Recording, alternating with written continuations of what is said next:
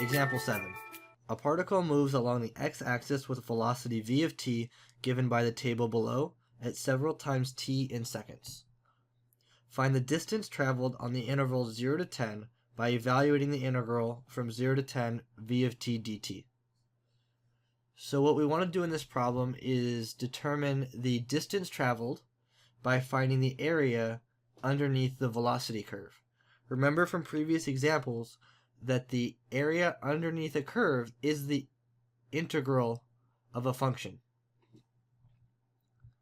So in example A, we're going to use a Riemann sum with the left endpoints. So take a second, copy down this table. These are going to be our values of t and our v of t for specific values of time.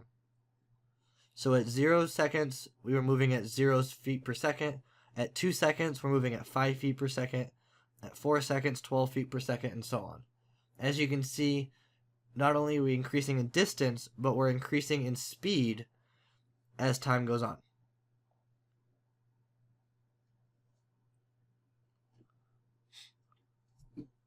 It's also important to note that the starting value is going to be right here. This is A.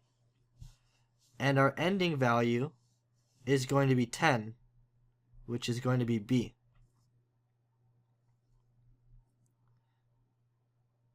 It's also important to denote how many values of n we're going to have.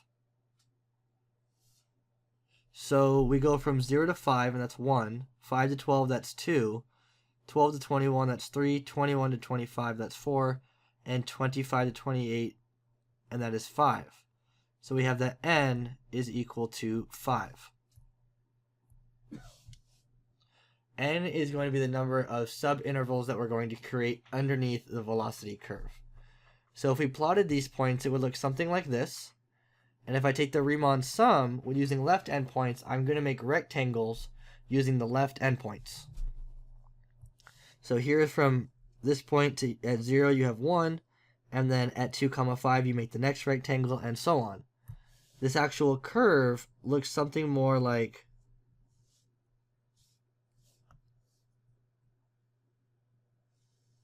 that. So we notice right off the bat, is this going to be an underestimate or an overestimate or more close to the approximation? This is going to be an underestimate because we're missing area under the curve. We can also notice that this is going to be x1, this is x2, this is x3, this is x4, and this is x5. So to use our Riemann sum, we know that it's going to be delta x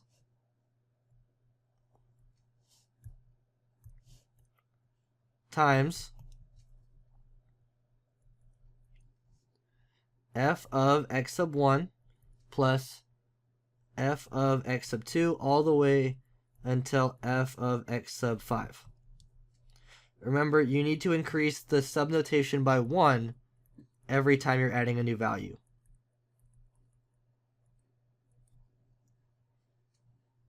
So we got to figure out what delta x is. And delta x is going to be the width of each rectangle. So just looking at the graph, we can tell that the width is 2.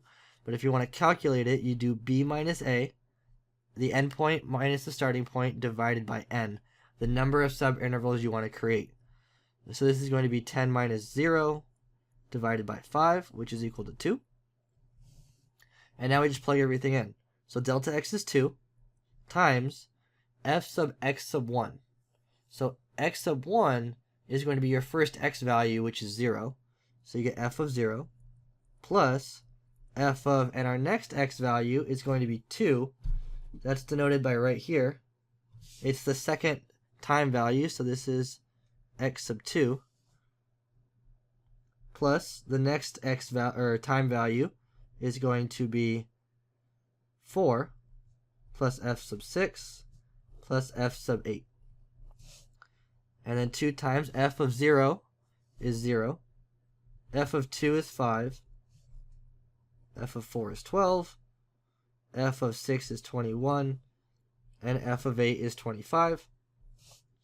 So now you add all those up, you get 2 times 63, which is equal to 126 feet. And that is your answer. So according to that, in the first 10 seconds, we've traveled 126 feet. Now remember, is this an overestimate or an underestimate? As we said before, this is an underestimate. So we've actually traveled more feet than this, but this is a close approximation. Now on your own, I want you to try the same problem but using a right Riemann sum. So instead of using left endpoints, I want you to use right endpoints. So go ahead on your own and try this right now. Alright, let's do it together, see if we got it right. So the chart remained exactly the same, but instead of this 0 being x sub 1, now 2 is going to be x sub 1. So if we look at the graph, this value right here is x sub 1, because this is where we made our first rectangle from. This value is x sub 2, that's x sub 3, x sub 4, and x sub 6. So if we work this out, delta x times f of 2 plus f of 4 plus f of 6 plus f of 8 plus f of 10. Delta x we know is 2, and you're going to get 5 plus 12 plus 21 plus 25 plus 28. 2 times, if you add all those up, you're going to get 91. And you get your answer to be 182 feet. Now keep in mind, if this is an over or underestimate, well, we know because it's a right Riemann sum, this is an over estimate.